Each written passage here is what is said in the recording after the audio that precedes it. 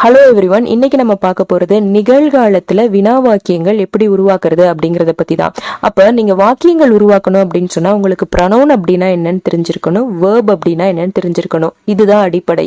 இது தெரியல அப்படின்னு சொன்னா உங்களால வாக்கியங்கள் உருவாக்க முடியாது. அதனால நம்ம மேலோட்டமா ப்ரொனவுன் அப்படின்னா என்ன, வேர்ப் அப்படின்னா என்னங்கிறத பார்த்துட்டு நம்ம எப்படி வினாக்கள் உருவாக்குறது அப்படிங்கறத பார்க்கலாம். நம்மளோட சேனல்லையே ப்ரொனவுன் அப்படின்னா என்ன, வேர்ப் அப்படின்னா என்ன அப்படிங்கறத பத்தி நிறைய வீடியோஸ் அப்லோட் பண்ணியிருக்கோம். ஈவன் அந்த லிங்கையும் நான் டிஸ்கிரிப்ஷன் பாக்ஸ்ல கொடுத்துருக்கேன். வேணும்னா நீங்க அதையும் பார்த்தீங்கன்னா இன்னும் கொஞ்சம் உங்களுக்கு கிளாரிட்டி கிடைக்கும். இப்போ நிகழ்காலத்துல வினா வாக்கியங்கள் உருவாக்குறதுக்கு நம்ம கிட்ட ஒரு ஈஸியான ஃபார்முலா இருக்கு. அந்த ஃபார்முலா என்னன்னா do or does plus subject அல்லது ப்ரொனவுன் பிளஸ் V1 verb. இந்த இடத்துல உங்களுக்கு சப்ஜெக்ட் அல்லது ப்ரொனவுன் அப்படின்னா என்னன்னு புரிஞ்சிருக்கணும். அதே மாதிரி V1 verb அப்படின்னா என்னன்னு புரிஞ்சிருக்கணும்.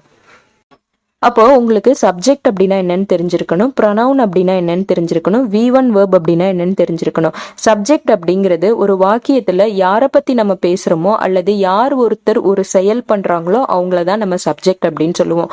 உதாரணத்துக்கு ராம் இஸ் ஈட்டிங், ராம் சாப்பிட்டு கொண்டிருக்கிறான். அப்ப இந்த இடத்துல யாரு சப்ஜெக்ட், யார் ஒரு செயல் பண்றாங்க, ராம் அப்படிங்கிறவரு சாப்பிடுறாரு, அப்ப ராம் தான் சப்ஜெக்ட். அதே மாதிரி ஹீ இஸ் ரன்னிங், அவன் ஓடிக்கொண்டிருக்கிறான். அப்ப இந்த இடத்துல யார் ஓடுறாங்க, அவன் ஓடுறான், அவன் தான் சப்ஜெக்ட், ஹீ தான் சப்ஜெக்ட். இப்ப உங்களுக்கு சப்ஜெக்ட் அப்படின்னா என்னன்னு புரிஞ்சிருக்குன்னு நம்புறேன்.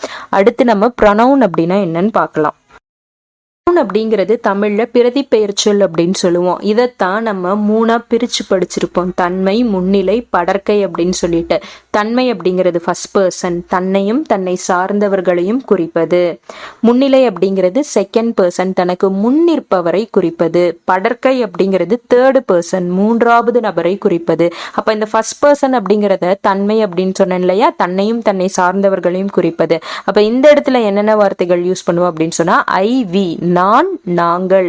அதே மாதிரி செகண்ட் பர்சன் அப்படிங்கிறது முன்னிலைன்னு சொன்னேன் இல்லையா, முன்னிலை அப்படிங்கிறது தனக்கு முன்னிற்பவரை குறிப்பது. நீ, நீங்கள், யூ, யுவர்ஸ். தேர்ட் பர்சன் அப்படிங்கிறது படர்க்கை அப்படின்னு சொன்னேன் இல்லையா, மூன்றாவது நபரை குறிப்பது. அவன், அவள், அது, அவர்கள். ஹி, ஷி, இட், தே. இப்போ இந்த ப்ரொனவுனை பத்தி இன்னும் கொஞ்சம் தெளிவா பார்க்கலாம். இப்போ உங்களை பத்தி நீங்க பேசும் பொழுது நீங்க என்ன வார்த்தை யூஸ் பண்ணுவீங்க? நான் விளையாடுறேன், நான் சாப்பிட்றேன், நான் தூங்குறேன்னு சொல்லுவீங்க. அதாவது உங்க பேரை உபயோகிக்க மாட்டீங்க, அதுக்கு பதிலா நான் அப்படிங்கிற வார்த்தையை யூஸ் பண்றீங்க. அப்ப அந்த நானை தான் நம்ம என்னன்னு சொல்றோம், பிரதிபெயர் சொல், ப்ரொனவுன் அப்படின்னு சொல்றோம். உங்க பேருக்கு பதிலா ஒரு வார்த்தையை யூஸ் பண்றீங்க. உதாரணத்துக்கு உங்களுக்கு ஒரு ஃப்ரெண்ட் இருக்காங்கன்னு வச்சுக்கோங்க, ராம்னு ஒரு ஃப்ரெண்ட் இருக்காங்கன்னு வச்சுக்கோங்க. எப்ப பார்த்தாலும் ராம பத்தி பேசும் பொழுது Ram is eating, Ram is playing, Ram is ஸ்லீப்பிங்னு சொல்லுவீங்களா? அப்படி பேச மாட்டீங்க. அதுக்கு பதிலா நீங்க எப்படி சொல்லுவீங்க? அவன் விளையாடுறான், அவன் தூங்குறான், அவன் படிக்கிறான் அப்படின்னு சொல்லுவீங்க. அப்ப ராம் அப்படிங்கிற பேருக்கு பதிலா அவன் அப்படிங்கிற வார்த்தையை யூஸ் பண்றீங்க. ராமுக்கு பதிலா நம்ம ஹீ யூஸ் பண்றோம்.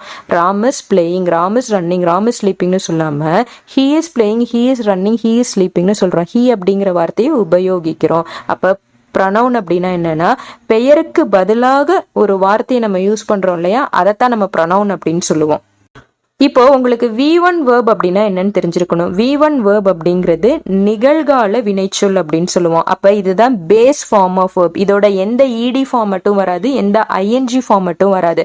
இப்ப பாருங்க, வாக்டு அப்படிங்கிற வார்த்தையில ED கட் பண்ணிருங்க, வாக், அதுதான் பேஸ் ஃபார்ம் ஆஃப் verb. அதே மாதிரி பிளேயிங் அப்படிங்கிற வார்த்தையில ING கட் பண்ணிருங்க, பிளே அப்படிங்கிறது தான் base form of verb.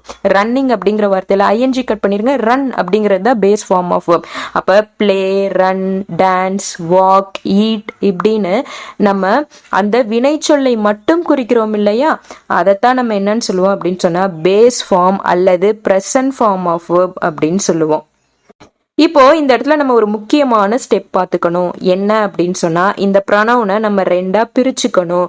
First person, second person, third person அப்படின்னு பார்த்தோம் இல்லையா, இதை நம்ம ரெண்டா பிரிக்க போறோம். என்னவா பிரிக்க போறோம் அப்படின்னு சொன்னா ஃபர்ஸ்ட் ஃபேமிலி, செகண்ட் ஃபேமிலின்னு பிரிக்க போறோம் நம்மளோட கன்வீனியன்ட்டுக்காக. அப்போ ஃபர்ஸ்ட் ஃபேமிலி அப்படிங்கிறது I, you, we, they.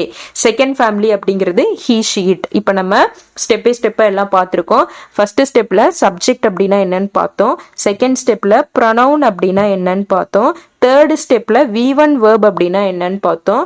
Fourth ஸ்டெப்ல என்ன பண்ணிருக்கோம், ப்ரொனவுனை நம்மளோட கன்வீனியன்ட்டுக்காக ரெண்டா பிரிச்சிருக்கோம், ரெண்டு ஃபேமிலியா பிரிச்சிருக்கோம், ஃபர்ஸ்ட் ஃபேமிலி செகண்ட் ஃபேமிலி.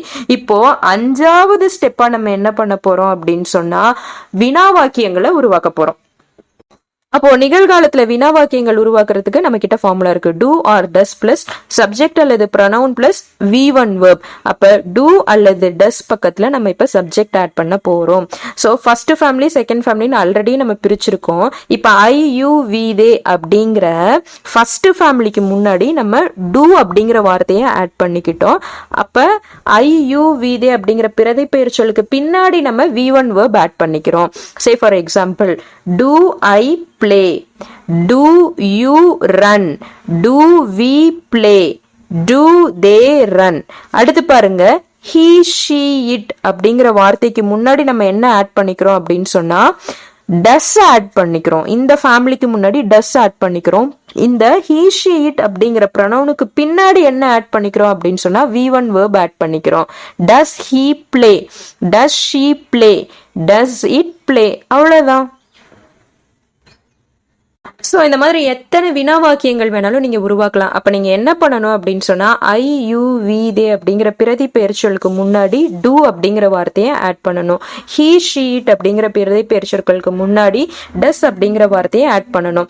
இதுல இன்னொரு விஷயம் என்ன அப்படின்னு சொன்னா இந்த டூக்கு முன்னாடி நீங்க என்ன WH ஃபேமிலி வேணாலும் யூஸ் பண்ணிக்கலாம். சே for example, what to I play, when to you play. அதே மாதிரி செகண்ட் ஃபேமிலி எடுத்துக்கிட்டோம் அப்படின்னு சொன்னா என்ன WH வேணாலும் நம்ம டஸ்க்கு முன்னாடி ஆட் பண்ணலாம். What does he play, when does she play, when does he play, when does it play, இந்த மாதிரி. தேங்க்யூ ஃபார் வாட்சிங். நம்மளோட சேனலில் ஸ்போக்கன் இங்கிலீஷ்க்கான வீடியோஸ் போஸ்ட் பண்ணுறது மட்டும் இல்லாமல் 3 days பேசிக் ஸ்போக்கன் இங்கிலீஷ் கிளாஸ் நடக்க போகுது. இது ஆன்லைன் கிளாஸஸ், எக்ஸ்க்ளூசிவாக டென்சஸ்க்காக 12 டென்சஸை பற்றியும் நம்ம டீட்டெயில்டாக நடத்த போகிறோம். டென்சஸில் உங்களுக்கு கிளாரிட்டி கிடச்சிருச்சுன்னா இங்கிலீஷ் பேசும் பொழுது நிறைய மிஸ்டேக்ஸை நீங்கள் அவாய்ட் பண்ண முடியும். ஜூன் 17ஆம் தேதியிலிருந்து இந்த கிளாஸஸ் பேட்ச் பை பேட்சாக நடக்கும். இதை பற்றின டீட்டெயில்ஸ் நீங்கள் தெரிஞ்சுக்கணும் அப்படின்னா கொடுத்துருக்க ஃபோன் நம்பரை ஈவினிங் 7 to 8 காண்டாக்ட் பண்ணுங்கள். இந்த கிளாஸோட ஃபீஸ் 500 rupees. இதுக்கு கண்டிப்பாக முன்பதிவு அவசியம். தேங்க்யூ.